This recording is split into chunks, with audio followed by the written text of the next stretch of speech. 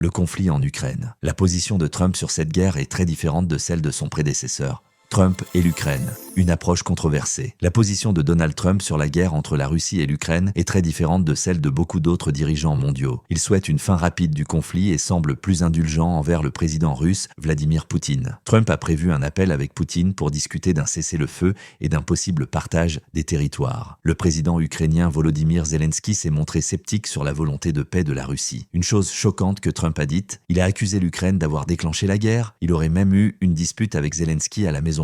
Après cette rencontre tendue, Trump a suspendu l'aide militaire américaine à l'Ukraine et a arrêté de partager des informations de renseignement. Cela a beaucoup affaibli l'armée ukrainienne, surtout dans des régions comme Koursk. Sous cette pression, l'Ukraine a accepté un cessez-le-feu de 30 jours après des discussions avec les États-Unis en Arabie Saoudite. L'aide américaine a alors repris. Certains experts pensent que les politiques de Trump pourraient favoriser les objectifs de Poutine, comme empêcher l'Ukraine de rejoindre l'OTAN. Cette approche inquiète beaucoup d'alliés traditionnels des États-Unis, qui soutiennent fermement l'Ukraine face à la Russie. Mais Trump ne se contente pas de redéfinir la politique étrangère américaine. Il a aussi une vision très personnelle de la gouvernance qui constitue ce qu'on appelle le Trumpisme. Découvrons en quoi consiste cette idéologie.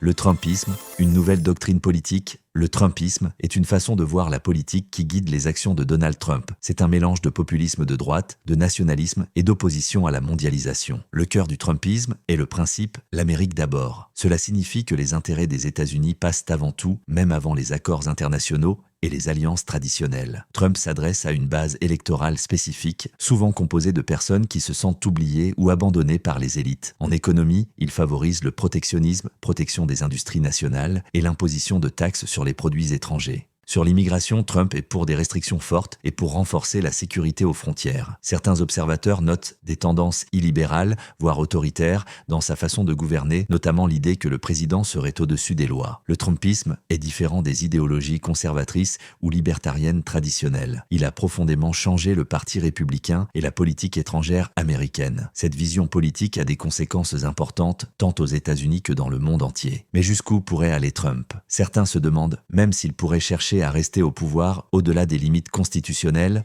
le spectre d'un troisième mandat, possible ou impossible. Une question qui intrigue beaucoup de gens. Donald Trump pourrait-il briguer un troisième mandat présidentiel? La Constitution américaine, avec son 22e amendement, limite clairement les présidents à 2 mandats électifs. Une résolution a été introduite pour essayer de changer la Constitution et permettre 3 mandats. Mais modifier la Constitution est très difficile. Il faut l'accord des 2/3 du Congrès et des 3/4 des États. Des experts juridiques affirment qu'un troisième mandat serait inconstitutionnel sans cet amendement. Certains ont évoqué des failles possibles, comme devenir vice-président, puis reprendre la présidence, mais ces scénarios sont très hypothétiques.